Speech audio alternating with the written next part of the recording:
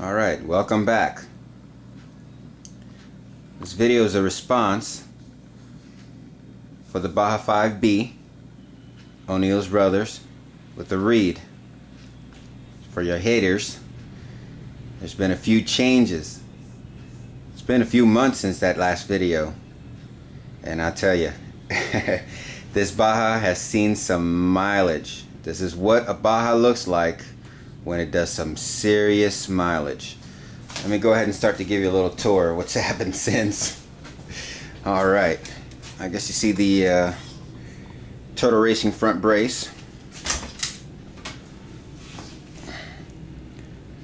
Along with the aluminum front shock tower. Let's see, I got rid of that ugly body you guys didn't like. But I kept my little window, my rug window, because when I tried the ATX clear window, it would crack with the rocks and all the heavy use I was giving it, and this ugly little thing here just never broke on me, so it won the battle. You can see the old antenna there. The old orange antenna has been replaced with a 2.4, a little bit different type, which is quite an important upgrade, because without the radio you just don't have control of that car. So read it and weep. Some more upgrades have happened for this car. As you can tell, I still have the reed box from the O'Neill's Racing, which is quite nice. I went ahead and kept it. Had problems with screws and stripping out, but once you solve that problem, you got yourself a nice little box. The carburetor's 813. There have been 5 bodies, or 5 different carburetors retired since then. They go out quite often, and there's a few tricks in the different forums that you can read to help keep dirt out of them, help them last a little longer. Alright, inside I guess you can see the Fat Dad engine brace, which helps with that case. They tend to crack a lot. It looks like I have a leaking head gasket on my 28.5 kit. Got an alloy tranny box.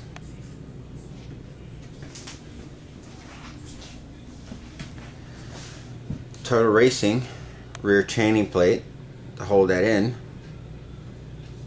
By the way, there's the alloy gears are in there from an SS, and I replaced the seal that goes right there with a bearing instead of having, and I still kept the seal, try and help keep some of that dirt out that I was accumulating.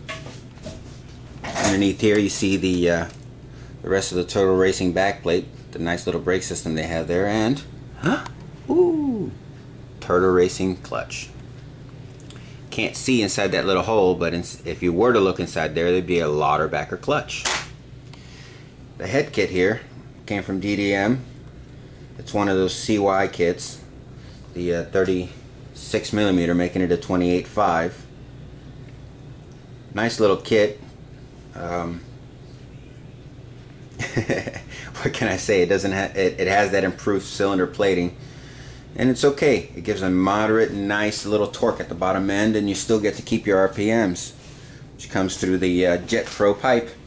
As you can see, the silencer has been upgraded to the new dual out silencer that people don't like because you lose some with this kind of pipe, but you know, it looks pretty good. Got enough torque to make up for it. I kept it. Dirty lights, but I still got lights. That's the third set I've gone through, and I've already cracked 2. They tend to go fairly quickly. Now the socks, you notice on the last video they had the orange socks from outerwears. They don't last too long, and this right here is a little mod I made with bicycle tubing. That seems to work out pretty darn well. They hold up pretty darn good to the abuse. I had a back brace for it too, the Skinny Dad, but it caused problems because the droop was too low. It would cause my dog bones to go out fairly quickly. which led me to my purchase for the Baja Skunk Works CV bones. Can't see them too well in there, but these are the upgraded bones from Baja Skunk Works. Let's see if maybe you can see a little bit inside there. They're CV units. I had the FLMs before this, and that didn't work out too well. I still kept their Diff cups, which you can see here. There's wear up at the top, so all I had to do was just flip them over, and now I got 4 new slots to use because I'd used up all 4 slots going the other way. So you just flip them over and blam, you got more Diff for further using. There's also a plate here for the skid plate. Helps keep out the rocks. As you can see, I've been through quite a bit of it, and I've busted up the little protection that's on this side. But overall, I'd say, wow,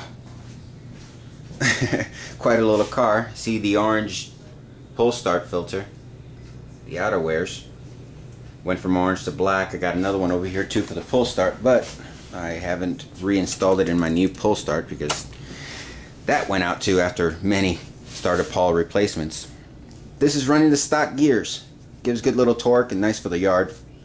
Got the speed set and all the other ones going too, but I kept the torque gears, you know. Makes it easy to make donuts and pop little wheelies. The Dark Soul front bumper has been nice, but Dark Soul is a problem. It's soft enough, just enough to take the hits, but underneath, it's a different story. As you can see here, it looks pretty straight. Whoa!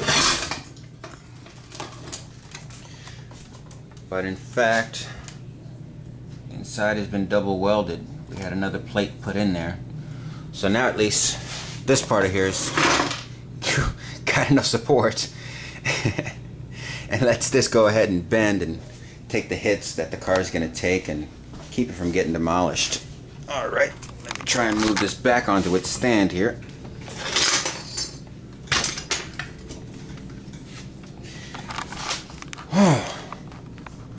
Moving on to the bead locks.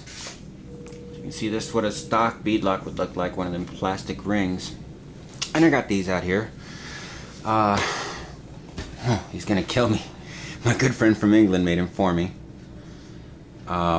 These are probably the only ones that he said in the world, because he made them. He didn't like the way they came out, but they're made out of Kevlar.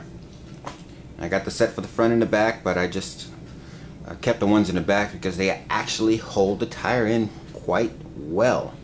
They take the abuse pretty good. As you can see, there's little notches on there, but this is after a lot of running. And they still look just fine. They work quite well. Badlands.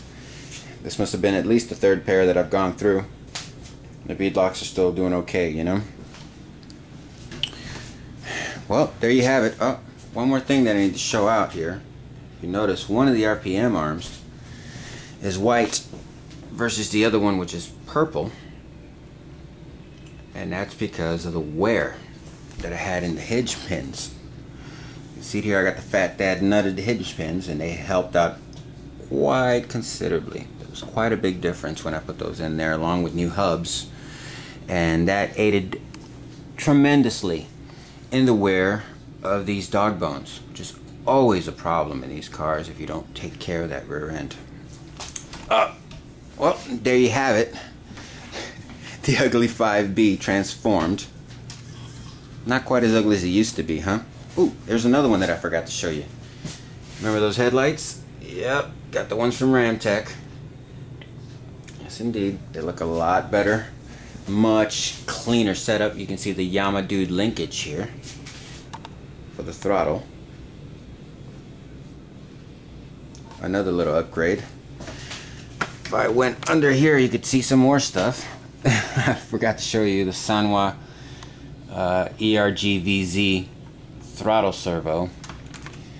And of course you can't see it in there, but you can see, probably see the middle arm, which is the upgraded arm from HPI, linked to their SFL 30 servo, which is okay, But guys, you really do better with that high-tech.